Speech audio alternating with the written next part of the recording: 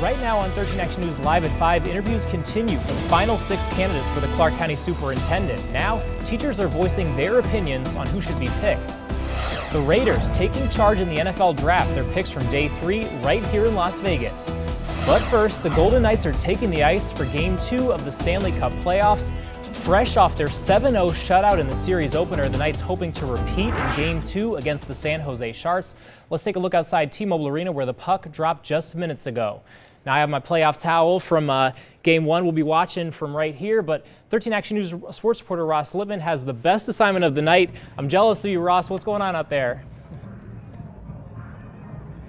Tom, Toshiba Plaza is still jammed packed. The puck drops on Game 2 in just moments, but the puck has already dropped on a pickup game right next to us. Fans clearly excited ahead of tonight's Game 2. This is the first weekend playoff game for the Golden Knights with the pregame atmosphere reflecting it. Great day to be outside. Crowds arriving over 2 hours ahead of time outside T-Mobile Arena. Probably the most family-friendly game so far in the playoffs with that 5 p.m. start. We'll get your family home right around 9 o'clock. What could you ask more than that?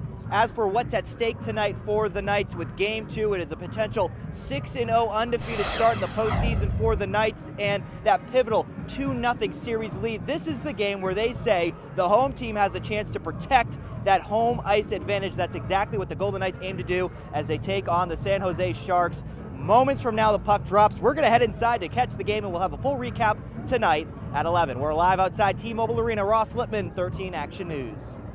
All right, thanks, Ross. You're going to have to text us updates from there. And remember to share your Golden Knights photos and videos with us on social media. We definitely want to see them. And check out this picture of Las Vegas's very own Haley Dawson. She's supporting the Knights all the way in Chicago, where she threw out the first pitch for the Cubs tonight. For information on all things Golden Knights, just head over to our website at ktnv.com.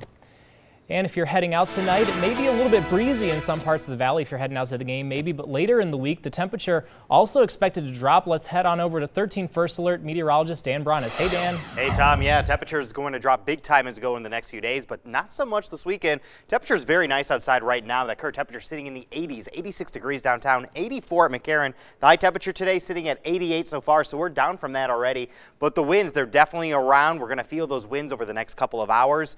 I'd say anywhere from 10 to 15 miles per hour. We could see those winds, but temperatures dropping nicely. We're going to see those temperatures drop into the 60s by tonight underneath clear skies. The winds last into tomorrow. Now, the good news is the winds won't pick up until after this event. Walk Against Hate at the Springs Preserve. Look at this. Starting off at 9 o'clock, 69 degrees, up in the 70s and 80s by 2 when that event's wrapping up. We have a lot of sunshine for that, but a big drop in temperatures moving in next week and even a chance of rain. I'm going to have that coming up in your 13 First Alert forecast. All right, thanks, Dan. Now to a developing story we've been following. A teenage girl is dead and another injured after a shooting last night. Police say the teens were walking with a group of people to a McDonald's near Ann and Tenaya.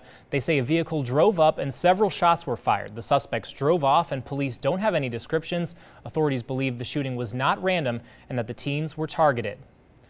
Well, the countdown is on as the Clark County School District is just days away from picking the next superintendent. And Valley teachers say they want change. 13 Action News reporter Austin Carter joins us in studio with more. Austin?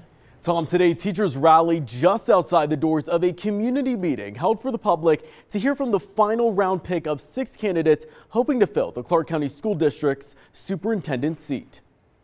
Hey, hey! Oh, these trustees have got to go! Outside the Greer Education Center Saturday, it's not going to go away until it's fixed. Dozens and dozens of Clark County School District teachers were calling for change. People are fed up with the way things are being run with the school district right now in terms of how teachers are being treated. With signs in hand, these Valley educators asking for better pay and reasonable health care. They need to work hand in glove with these teachers in order to make our system better. And meanwhile, inside, community members were listening in as 6 finalists in the race for superintendent answered questions on how they would improve Clark County schools. What has been your experience serving diverse populations? Clark County Commission Chairman Steve Sisolak saying he hopes whoever is elected will hear the needs of teachers and help the community come together. These teachers are winners just like the Golden Knights are winners. We're pulling together, we're on the same team, and we need to get everybody on board. And the Board of School Trustees are scheduled to make their pick for the next school district superintendent on Wednesday, May 2nd. Tom. All right, thanks, Austin. We'll definitely be keeping a close eye on that. And we know this is an important issue to parents here in the Valley. For a closer look at the final 6 candidates and a full recap of our interviews with them, just head over to our website at ktnv.com. Well, the Raiders Stadium may not be finished yet, but the team is one step closer to calling Las Vegas home. The Oakland Raiders select Johnny Townsend, punter, Florida. The Raiders announced their 4th, 5th, and 6th round draft picks from Nellis Air Force Base today. It was a chance to connect the team with the community and, of course, with the famous Thunderbirds. For me, it's a learning experience, but at the same time, it's been a good experience to see the men and women who serve our country and to come here and do our picks with them today. It's been a big, big deal. Yeah, and a big deal because if these new rookies that were selected today stay with the Raiders, they'll be among the first to play when the team moves to Las Vegas. The goal is to officially have the team here for the 2020 season. National Concert Week is coming up, and if you've been itching to see a show, now might be the time to buy a ticket. Live Nation is offering a really good deal. It includes tickets to several shows coming to Las Vegas. Each one of them will cost, get this, only $20. Tickets go on sale Monday at 8 a.m. And check out some of the artists on the lineup. Some really big names here: Ricky Martin, Lionel Richie, Chris Brown, the Backstreet Boys, Kevin Hart, and Smashing Pumpkins. We have the entire list for you on our website at ktnv.com. Today is National Superhero Day, and the Marvel Avengers station at Treasure Island wants to thank our real-life heroes with a special promotion. Firefighters, police officers, military, and our first responders will get free admission to the attraction. Just make sure you bring your proper ID. You can go anytime until 9 p.m. Well, looking for a job? Hopefully we can help. We want to let you know about some jobs around the Valley from Nevada Job Connect. There's an opening for a receptionist with at least 1 year of experience. Pay is $13 an hour. Also, an opening for a dental assistant with at least 2 years of experience, and an opening for an office coordinator with at least 5 years of experience. Pay starts at $12 an hour. For more information on these jobs and other openings around the Valley, just go to ktnv.com/jobs. Well, security cameras reveal a lot, but in terms of school safety, there may be something missing. Contact 13 investigates. But first, intense video of a car crashing and pinning 2 women underneath. One of them speaks, saying she thought she was going to die. And count on Chopper 13 to bring you breaking news fast and first. We'll be right back.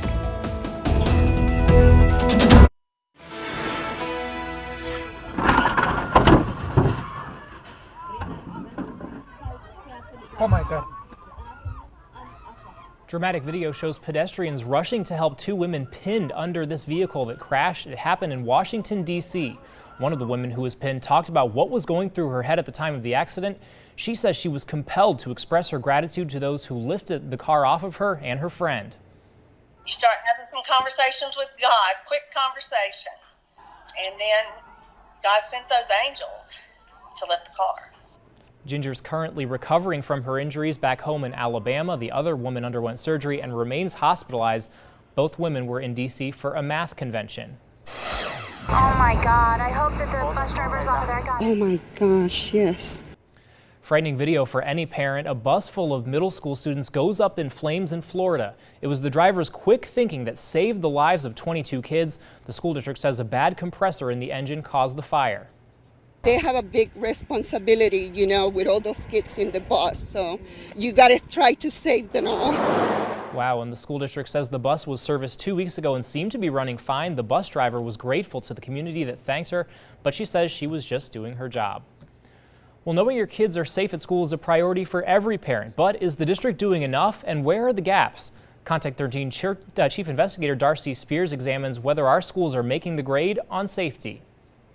And then all of a sudden I hear boom, boom, boom. I hear screaming everywhere. Beside the horrible tragedies that shock our entire nation, serious incidents in schools take place all too often. Last year, I had 2 police officers that were hospitalized due to student violence.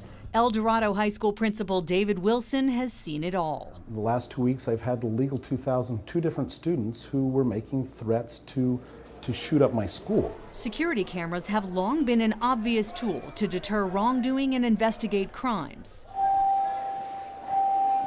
There are about 14,000 cameras placed in over 350 schools and other district facilities, but there's a major problem, as we saw at El Dorado High. So why do we have all those blank screens? Because the technology is so old, we don't have enough RAM to keep all of the pictures up at all times. One camera is stuck in a constantly moving zoom in and out. Another gets repeatedly knocked out of position by the wind or on its own, looking at the mountains instead of the school parking lot. One of the biggest problems with school security cameras is that in many schools in the district, they're analog. That means they're old, outdated, the images are grainy, and when they break, in many cases, they can't be fixed. But unfortunately, as you can see here, if we're monitoring what's happening in the parking lot or what's happening out on their fields, do you have any detail? There's no clarity at all to the system. Making it more difficult to prevent a tragedy, school police say it also limits investigations. We could easily identify a person if we have a recognizable image of their face, right? But right now, some of the cameras don't do that for us. Trustee Kevin Child says that's not acceptable in this age of low-cost, high-resolution digital cameras. We're failed, and that's an F. And we need them better. Documents obtained by Contact 13 show an estimated $320 million for a total upgrade. Child says in a budget of billions, that's a small price to pay to protect our children. As it stands right now, how valuable is your security system with this camera setup? It's negligible. The district declined to talk to us on camera. They also did not answer one of the fundamental questions for this story, which is how many cameras in the system are not working. Instead, they provided a statement from CCSD Police, which says in part, CCSD does our best to repair security cameras as soon as we hear about system concerns. We have the district's entire statement on KTNV.com. Darcy Spears, 13 Action News. Oh, good Saturday evening, everyone. I'm 13 First Alert meteorologist Sam Brownus, and you know what? The winds, that's your big story this afternoon. We've got those winds sustained in the 20s right now. Some gust near 40 currently around the valley, and these are your current winds. Southwest 21 miles per hour at McCarran, 20 down in Anthem. We have some gusts near 30. A little bit calmer there in North Las Vegas, but we're going to see these winds stick around through the next 24 hours, and I think by Monday, just breezy, so not as windy. Look at these temperatures, absolutely gorgeous. If you're walking outside right now, 84 degrees here in Las Vegas. That is down from our high currently. 86 North Las Vegas, 83 Anthem. Still a little warmer along the river, mid-90s right now, so yeah, we could be warmer. Luckily, we're seeing that cool air starting to move in, so all temperatures roughly about 10 degrees cooler than this time yesterday. And you know, I think by Tuesday, Wednesday, we're going to see temperatures much cooler by the afternoon hours. Let's take you through the winds because we still got them hanging around through the end of your weekend. Still a little breezy, say 9 o'clock tonight. Some winds could be as high as 20 miles per hour. I think they're going to stay around 15. Overnight, we'll see them calm a little bit tomorrow morning. Pick back up by Sunday afternoon. We're going to have sustained winds from the southwest, so keeping that air somewhat warm. Anywhere from 10 to 20 miles per hour. Could see some gusts tomorrow as high as 35, a little bit less than today. And as we go into Monday morning, much calmer conditions out there. Monday afternoon, still a little breezy, but look at the wind direction from the north. That cold air starts to move in, and you're going to feel it by Tuesday afternoon. Look what happens with the allergies. What a drop because that air is getting so much cooler. We're not going to have much in the air because temperatures are going to drop so much, and we have a chance of rain as well, so that's going to help as well. So if you've been suffering, you're going to get a little break, but those numbers are probably going to go right back up by the end of the week. All right, so May outlook, as we're only a couple days away, we have a good chance of being above average this year, about 60% chance of being above average temperature-wise.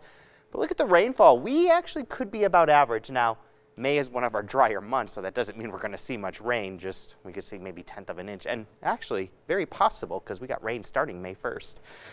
Temperatures tonight dropping to about 60, pretty nice actually, a little cooler than the last couple of mornings. Tomorrow's highs looking perfect, 84 degrees at McCarran, 82 Spring Valley. 79 out in Summerlin. Yeah, we got a couple 70s tomorrow afternoon. Also, Foodie Fest finishes off tomorrow. Going to be out there. Look at that. Temperatures in the 80s. Winds picking up as well. So breezy weather Monday and Tuesday. Maybe some gust up to 25. Both of those days really not too bad. 81. Look at that drop with that rain. 72 degrees on Tuesday, 70 on Wednesday. Partly cloudy skies expected. Now rain showers, yes, could move in. It would be light if we see anything, but there is an outside chance that some of the rain could form a little better. We could see some heavier rain, maybe a thunder shower at times as well. That's something we're watching.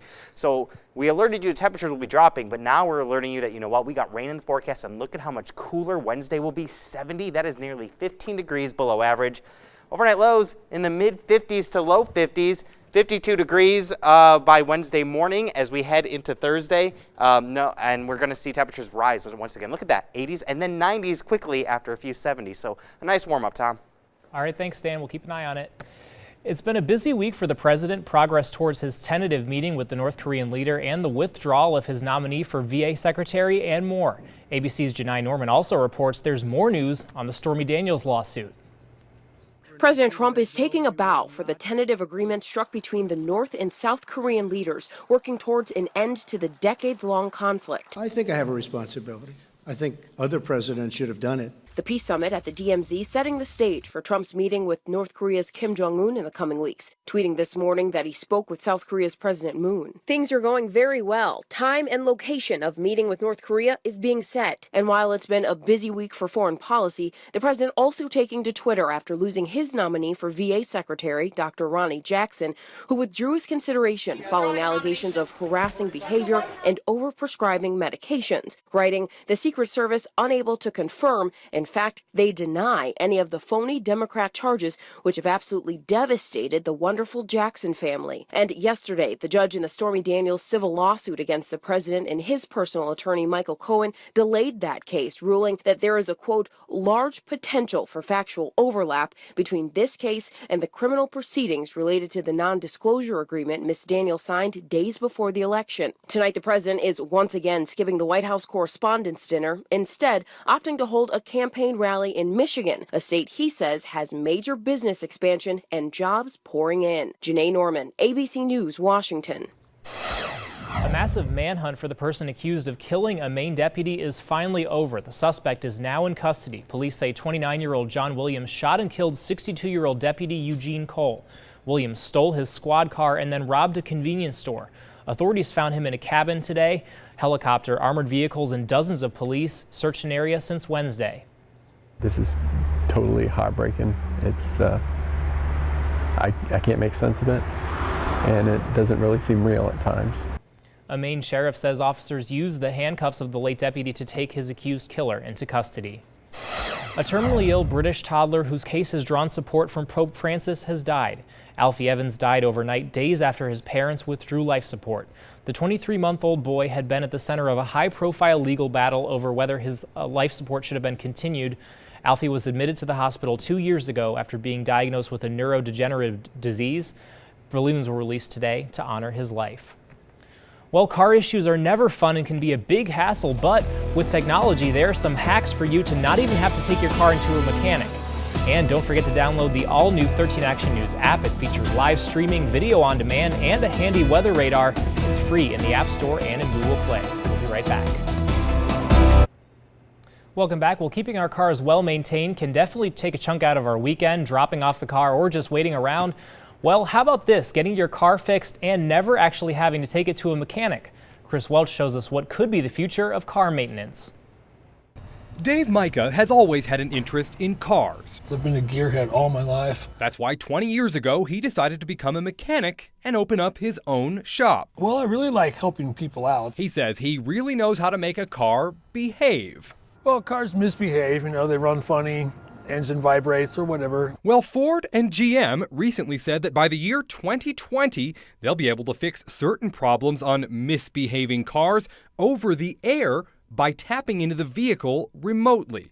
How? We asked Consumer Reports Autos editor Keith Barry. Nowadays, you don't have a throttle cable. There's a throttle body and there's software that runs that. You don't have, your transmission has software that programs where the shift points are. Remote fixes could also come into play for automatic emergency braking. How your car runs kind of depends on the software that's programmed to run it. Tesla is already doing some of this, and other automakers already do over-the-air software updates for things like the entertainment console. But the idea of fixing cars over, say, a Wi-Fi signal is not without some concerns. The big one, hackers. And there is a fear that someone with nefarious intent may be able to take control if an update fails. Back at Automotive Revival, does Dave Micah worry about losing business? Perhaps, As he leans into the hood of a 2008 Ford Explorer to install a new spark plug, these parts simply wear down, they fail. He's comforted by the fact that he says there will always be parts like this wiper that need replacing. Indeed. I'm Chris Welch reporting. A couple of police officers tried to deal with a rather large problem on their hands, find out what came charging at them, and it was all caught on camera.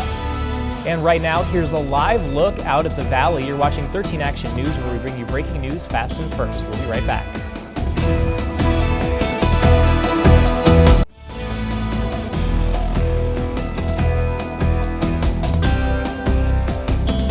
Welcome back. Well, check this out. A giant inflatable duck rolling down a street in Des Moines, Iowa. It didn't escape a parade. That was the actual intent. The duck is part of the annual Duck Derby, which is held next weekend.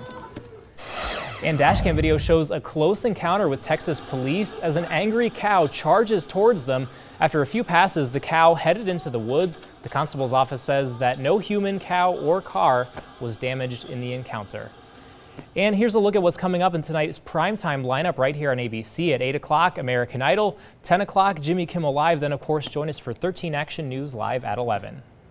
All right, outside, you know what? Weather's looking pretty good. No complaints here. 84 degrees on Sunday. That's a beautiful day, except, yes, we're going to have those winds around gusts up to 35, it looks like, on Sunday afternoon. Not as high as today, but still windy across the city. We're going to call it breezy Monday and Tuesday, as gusts could be as high as 25 both of those days. But the big story are going to be the drop in temperatures. We first alerted you that temperatures were going to be cool. Well, now we're alerting you we dropped them even more. 70 degrees on Wednesday. That's nearly 15 degrees below average. And, yes, a chance of rain moving in the valley Tuesday and Wednesday, and some of the showers have the potential of being heavy, so that's something we're going to monitor in the First Alert Weather Center and keep you posted over the next couple of days. Another thing we got to monitor, Golden Knights. Yep. Starting off right now, go Knights go. That's our news for right now. Stay with us for world news coming up next. We're always on at ktnv.com, our mobile app, and Roku channel. We'll see you right back here in half an hour for 13 Action News Live at 6. Thanks for watching, everyone.